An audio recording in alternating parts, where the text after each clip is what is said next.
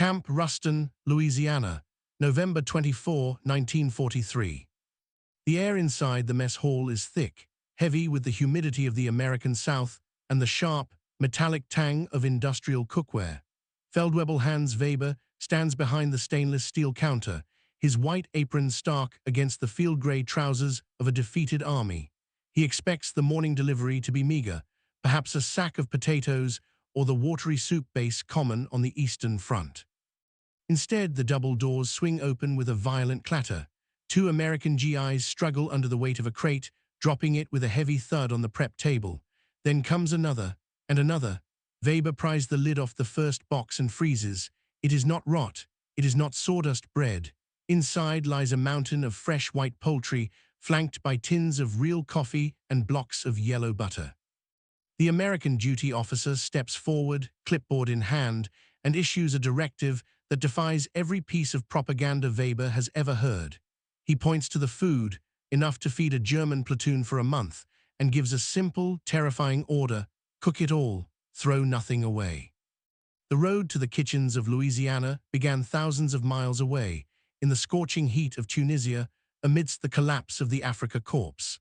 By May 1943, the German military machine in North Africa had ground to a halt, starved of fuel and ammunition by an Allied blockade that had turned the Mediterranean into an Axis graveyard. When General Hans-Eugen von Arnim finally capitulated, he did not merely hand over a staff car or a regiment, he handed over an entire army. In a matter of days, the Allies found themselves overwhelmed not by enemy fire, but by the logistical nightmare of victory. Over 275,000 Axis soldiers emerged from their defensive lines, hands raised, expecting the brutality they had been told was standard practice among the American gangsters. The British, already straining under strict rationing and limited infrastructure, could not possibly house or feed such a massive influx of men. The solution lay across the Atlantic. The Liberty ships, which had arrived in North Africa laden with tanks, jeeps, and munitions, were scheduled to return to the United States empty. Now they would carry a new kind of cargo. For the average German lancer, stepping onto these transport ships was a walk onto the gallows. The Nazi propaganda machine, orchestrated by Joseph Goebbels, had been remarkably effective in painting a terrifying picture of the United States. German soldiers were taught that the Luftwaffe had bombed New York City into rubble, that the American economy had collapsed, and that any prisoner taken by the Americans would be subjected to starvation or harsh labor in death camps. They boarded the vessels in silence, clutching their meager possessions, watching the coast of Africa disappear with the grim certainty that they were sailing toward their doom. The Atlantic crossing was a tense limbo. Below decks, rumors spread like wildfire. Some men believed they were being taken to Siberia via a northern route. Others were convinced they would be dumped into the ocean once out of sight of land. But as the days turned into weeks, the first cracks in the propaganda wall appeared. The prisoners were not beaten, they were not starved. In fact, the rations provided on the transport ships, standard US Navy fare, were often better than what the Wehrmacht had provided its own troops in the field during the height of the campaign. Then came the arrival. Whether docking in Boston, Norfolk, or New York, the experience was a psychological shockwave. Men who had been told that the American eastern seaboard was a smoking ruin were brought up on deck to see the skylines of American cities standing tall, untouched, and vibrant. They saw harbors choked with new warships, docks piling high with crates of supplies, and a civilian population that looked nothing like the starving, war-weary people of Europe. They were processed with industrial efficiency, deloused, documented, and stripped of weapons, but allowed to keep their decorations and uniforms. They were then herded not into cattle cars, but into passenger trains, Pullman coaches with cushioned seats. As the trains began to roll westward, away from the coast and into the vast American interior, the German soldiers remained glued to the windows. They were looking for the bomb craters, the ruins, the signs of the devastation Goebbels had promised them. Instead, they saw something else entirely. As the trains rumbled deeper into the American heartland, the psychological disarmament of the German soldiers intensified. In Europe, distances were measured in hours. Here, they were measured in days. They rolled past endless fields of wheat and corn in Kansas, vast grazing lands in Texas, and industrial hubs in the Midwest that were fully lit at night. This was perhaps the most jarring detail for men who had spent years living under strict blackouts to avoid Allied bombers. Here, factories blazed with light, cars drove with their headlights on, and towns glowed on the horizon. There was no fear from the sky. The realization began to settle in the minds of the more pragmatic officers. The United States was not just unhurt, it was barely even inconvenienced by the war. The destination for many was the Deep South or the rural Midwest, where the War Department had hastily constructed hundreds of internment camps. These were not the makeshift barbed wire enclosures of the Eastern Front. Places like Camp Aliceville in Alabama or Camp Concordia in Kansas were essentially small, standardized cities. Built according to strict Army Corps of Engineers specifications, they featured rows of identical wooden barracks, heated by stoves, equipped with showers, and serviced by modern sewage systems. When the prisoners disembarked, stiff and anxious, they were met not by execution squads, but by administrative clerks and medical personnel. The treatment of these men was dictated by a rigid adherence to the 1929 Geneva Convention regarding the treatment of prisoners of war. The United States government made a calculated decision early in the conflict. They would follow the rules to the letter. This was not born purely out of benevolence, but out of strategy. The hope was that if the US treated German prisoners well, the Third Reich might be persuaded to treat captured American airmen and soldiers with reciprocal decency. Furthermore, the War Department understood that a well-fed, healthy prisoner force was a docile one and potentially a useful labor pool. Upon entering the camp system, the German chain of command was surprisingly left intact. Officers were separated from enlisted men, but NCOs, non-commissioned officers, and lower ranks maintained their internal discipline. The Americans effectively handed the keys to the barracks over to the senior German officers, interfering only for roll calls, inspections, and work details. But the most critical aspect of the Geneva Convention, the one that would cause the most confusion and eventual disbelief among the prisoners, was Article 11. Article 11 stipulated that the food ration of prisoners of war shall be equivalent in quantity and quality to that of the depot troops of the detaining power. In simple terms, this meant the German prisoners were legally required to be fed the same caloric intake and variety of food as a U.S. Army soldier in training. In 1943, the U.S. Army standard ration was roughly 4,000 calories a day, a staggering amount of food even for a civilian in peacetime, let alone a soldier in a world ravaged by total war. The German mess sergeants, men like Feldwebel Weber, were summoned to the camp commissary offices within days of arrival. They arrived ready to negotiate for scraps, prepared to beg for enough flour to bake a dense loaf of bread for their comrades.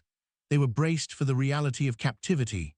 Instead, they were handed a requisition form that looked less like a prison ration card and more like a hotel inventory. They were about to enter a culinary reality that would challenge their loyalty to the Führer more effectively than any interrogation room. The culinary reality. For the German soldier, food had long been a mathematical equation of survival.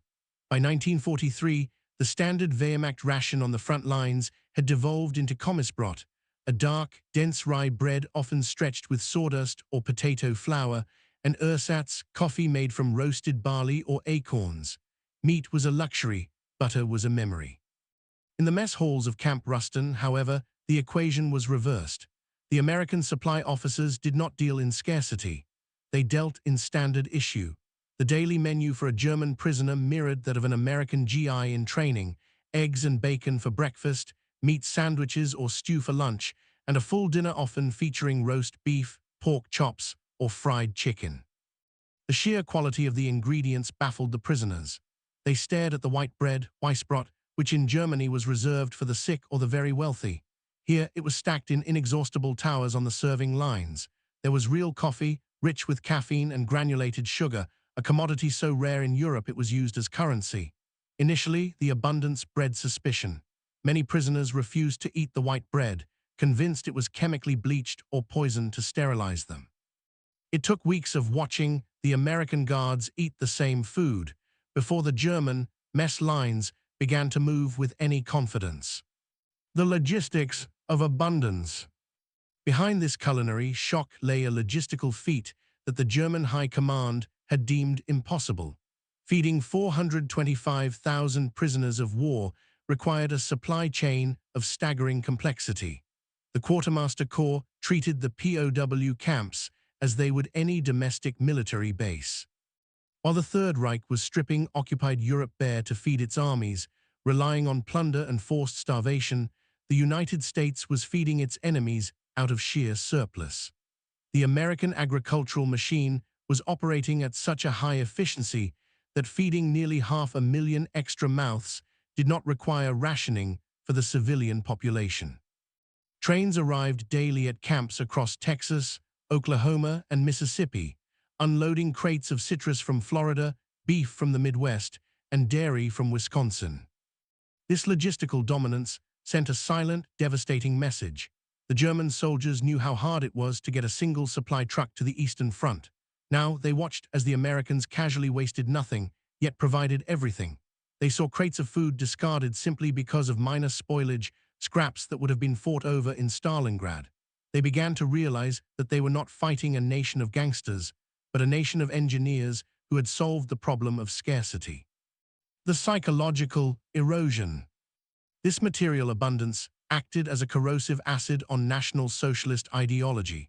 For a decade, these men had been indoctrinated with the belief that the Aryan race was superior and that the mongrel nations of the West were weak, degenerate, and crumbling. Yet here they were, sitting in a heated mess hall in Texas, eating better than General Rommel himself. The cognitive dissonance was agonizing.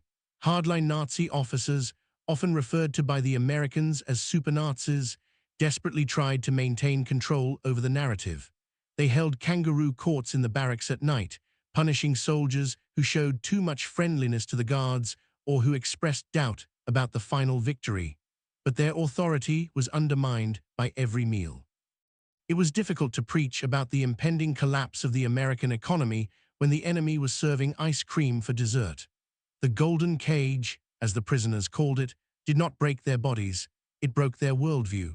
The simple fact that the Americans could afford to be humane to their enemies suggested a level of power and confidence that the Third Reich could not match. The labor paradox. The confusion deepened when the prisoners were put to work. Under the Geneva Convention, POWs could be utilized for labor as long as it was not directly related to the war effort and was not dangerous. With millions of American men overseas, the U.S. agricultural sector was facing a desperate labor shortage. By late 1943, thousands of German soldiers were trucked out of the camps to harvest cotton in Mississippi, pick tomatoes in Indiana, and thresh wheat in Kansas. They worked side by side with American farmers, sharing lunches and water breaks.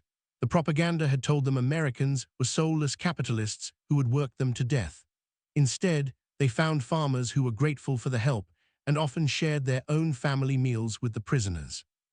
Crucially, the prisoners were paid. They received 80 cents a day in canteen scrip, coupons valid only within the camp. This scrip allowed them to buy items at the camp exchange: beer, chocolate, toiletries, and even gifts to send back home. The irony was stark.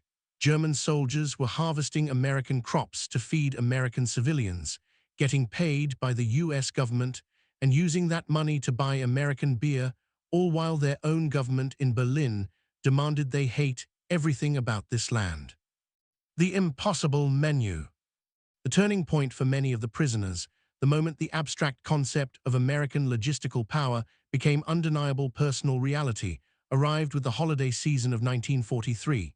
In Germany, the concept of a feast had long since vanished.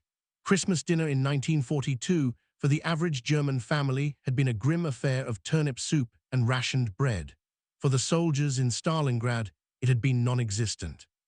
At Camp Concordia in Kansas, as November gave way to December, the German kitchen staff prepared themselves for the coming holidays. Feldwebel Weber and his team expected perhaps an extra ration of sausage, or maybe a small allotment of schnapps to mark the occasion. They were soldiers. They understood that in war, holidays were usually just dates on a calendar, distinguished only by a slightly deeper sense of homesickness. Then came the order from the camp commander. It wasn't a suggestion. It was a directive from the War Department in Washington, D.C., applicable to all military installations, including prisoner of war camps. The order detailed the menu for the upcoming holiday meal. When the American supply officer slapped the requisition form onto the stainless steel prep table, the German chefs stared at it in silence. They passed the paper around, translating the items, waiting for the punchline of the joke. Roast turkey with savory stuffing, giblet gravy, cranberry sauce, mashed potatoes with butter, sweet potatoes, hot rolls, butter, fruit salad, candy, nuts, coffee, cigars. Weber looked up at the American officer. "For the guards?" he asked, assuming he and his men were being ordered to cook a banquet for the American staff while the prisoners ate stew. "No," the officer replied, checking his clipboard. "This is for the prisoners. 1 pound of turkey per man, that's the regulation." The kitchen of cognitive dissonance. The days leading up to the feast were a surreal blur of activity that bordered on hallucination. The delivery trucks backed up to the mess hall loading docks, their suspensions groaning under the weight. They didn't unload supplies. They unloaded mountains of frozen turkeys, birds that many of the urban German soldiers had only ever seen in picture books. Inside the kitchen, the atmosphere was tense. The German chefs were handling ingredients that were worth a fortune on the European black market. To crack an egg into a bowl without worrying about the shell was a luxury. To use a pound of butter to baste a bird was, to them, a form of insanity. One chef, a veteran of the French campaign, reportedly broke down while prepping the stuffing. He held a bag of white sugar, weeping not out of gratitude, but out of a sudden, crushing realization. He told his comrades that if the Americans could afford to give this to the men they wanted to kill, then Germany had already lost. There was no secret weapon, no tactical genius in Berlin that could overcome an enemy who treated a prisoner's Christmas dinner with the same logistical weight as a tank division. The smell began to waft through the camp. It wasn't the smell of cabbage or boiled pork. It was the rich, savory scent of roasting poultry and sage. It drifted through the barbed wire, past the guard towers, and into the barracks where thousands of men sat waiting. It was a smell that contradicted every speech Hitler had given about the decaying West. It was the smell of absolute, overwhelming material superiority. The feast of defeat. When the mess hall doors finally opened, the scene did not resemble a military chow line. It resembled a religious procession. The prisoners filed in, their boots clattering on the wooden floor, trays held tight against their chests. As they reached the serving stations, the German kitchen staff, men they knew, men they had served with in the desert, loaded their plates with a grim, silent efficiency. Slices of turkey, thick and white, scoops of mashed potatoes swimming in brown gravy, the bright, alien red of cranberry sauce, bread rolls that were soft and warm, not the brick-hard loaves of the front, and finally, a pack of cigarettes and a few hard candies. The soldiers carried their trays to the long wooden tables and sat down. For a long moment, nobody ate. The noise of the hall, usually a cacophony of scraping chairs and loud conversation, dropped to a hushed murmur. They stared at the food. To eat this meal felt like a betrayal. It was a tangible proof that the enemy was not suffering. It was proof that the U-boats had failed to starve England or America. It was proof that while their own families in Hamburg and Berlin were queuing for hours for a handful of turnips, the Americans had enough surplus to treat their prisoners like visiting dignitaries. One by one, they began to eat. The taste was overwhelming. The caloric density alone was enough to make men lightheaded after months of campaign rations. But with every bite, the carefully constructed reality of the Third Reich crumbled a little more. You cannot maintain the illusion of a weak, degenerate enemy while wiping their gravy from your chin. The letter home. The true climax of this psychological warfare came not during the meal, but in the hours that followed. Under the Geneva Convention, prisoners were allowed to write postcards home. That evening, thousands of pencils scratched across paper in the barracks of camps across the United States. These letters were censored, of course, but the American censors let the most damaging information through. They wanted the families in Germany to know. The soldiers wrote about the turkey. They wrote about the butter. They wrote about the fact that they had gained weight. Liebst Maria, one soldier might write, do not worry about me. Today we had a feast such as I have not seen since 1938. The Americans have so much food they do not know what to do with it. When those letters arrived in Germany weeks later, delivered by a crumbling postal service to bombed-out cities, they acted as a devastating counter-propaganda virus. A mother in Cologne reading that her captured son was eating roast turkey in Mississippi while she boiled potato peels created a dissonance that Goebbels could not shout down. The golden cage had done its work. The prisoners realized that the American capacity for war was backed by an industrial and agricultural engine that Germany could not hope to match. They had been defeated not just by superior firepower, but by superior logistics. The belief in the final victory died that night, buried under a mountain of mashed potatoes. The idea factory. With the final victory, revealed as a lie by the sheer weight of American production, a vacuum opened in the minds of the prisoners. The Wehrmacht soldier had been raised on a diet of absolute obedience and racial superiority. Now well-fed and disillusioned, he was spiritually adrift. The US War Department saw an opportunity. They realized that these 400,000 men would one day return to the ruins of Europe. If they went back as Nazis, World War III was inevitable. If they went back as Democrats, they could rebuild a new nation. Thus began the Intellectual Diversion Program, a secret initiative that would come to be known as the Idea Factory. It was a re-education program unlike any in history, principally because it relied not on force, but on the same abundance that had filled the mess halls. The camps were flooded with books that had been banned in the Third Reich, Thomas Mann, Heinrich Heine, Erich Maria Remarque. But the most powerful tool was the camp newspaper, Der Ruf, The Call. Edited by anti-Nazi prisoners like Alfred Andersch and Hans Werner Richter, the paper was printed on high-quality American stock and distributed freely. It didn't scream propaganda. Instead, it offered something the soldiers hadn't experienced in a decade: nuance.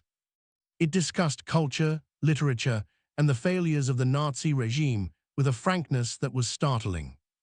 The hardline Nazi officers, the camp Gestapo, tried to burn the papers and intimidate the readers, but their power was waning. The American Guards began to segregate the fanatical Nazis into separate, high-security camps like Camp Alva in Oklahoma, leaving the moderate majority in the general population. In the mess halls of Camp Ruston and Aliceville, the conversation shifted. Men who had once debated the specifications of the Tiger tank began to debate the merits of the U.S. Constitution. They attended courses on American history, civics, and geography, taught often by university professors who traveled to the camps.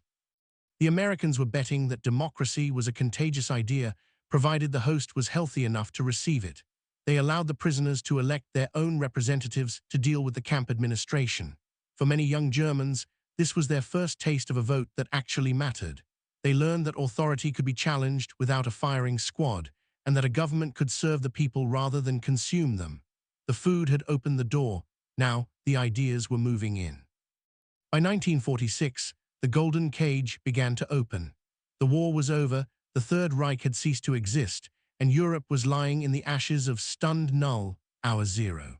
The repatriation of the German POWs from the United States was a logistical operation almost as complex as their arrival, but the atmosphere was profoundly different. When the Liberty ships docked in ports like Bremerhaven or Hamburg, the contrast between the passengers and the welcoming committee was jarring. The returning soldiers walked down the gangplanks wearing fresh American-issue clothing, carrying duffel bags packed with cigarettes, chocolate, and soap. They were tanned, muscular, and healthy, the result of years of 4,000-calorie days and agricultural labor.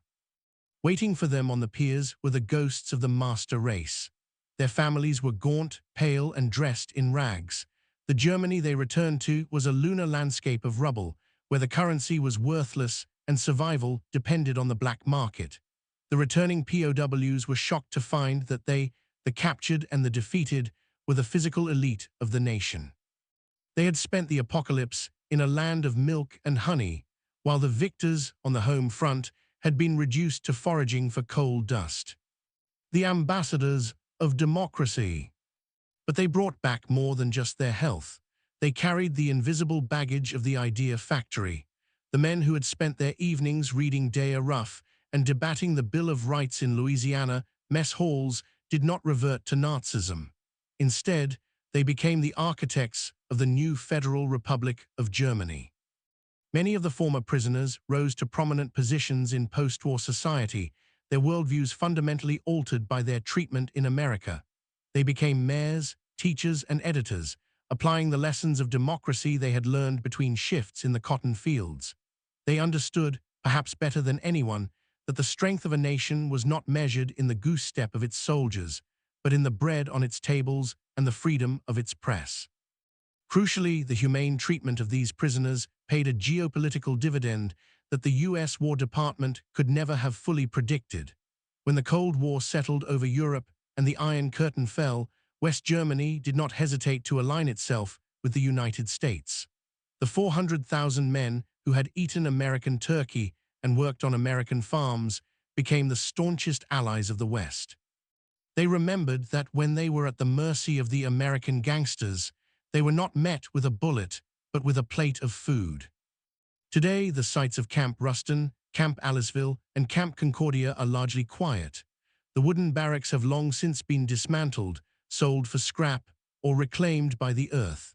In many places, only concrete foundations remain, hidden beneath the overgrowth of the American countryside, faint outlines of a city that once held an army. But the legacy of what happened within those wire fences is far more durable than the timber and tar paper used to build them. The story of the German POWs in America serves as a profound testament to a different kind of warfare, one waged not with high explosives, but with high calories. The United States military, often celebrated for its overwhelming firepower, achieved something equally decisive through its overwhelming capacity for logistics and its rigid adherence to the rule of law. By treating the enemy with dignity, by offering them a standard of living that exposed the lies of their own leaders, the United States dismantled the Wehrmacht from the inside out. It was a victory won in the kitchen rather than the trench. The Nazi regime thrived on the concept of eternal struggle, that the world was a place of scarcity, where the strong must prey upon the weak to survive. The American mess hall proved that this worldview was not only morally bankrupt, but practically obsolete.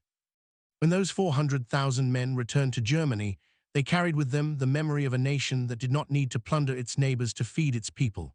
They realized that the American way of life was not the degenerate weakness Hitler had described, but a system capable of such profound surplus that it could afford to fatten its own prisoners.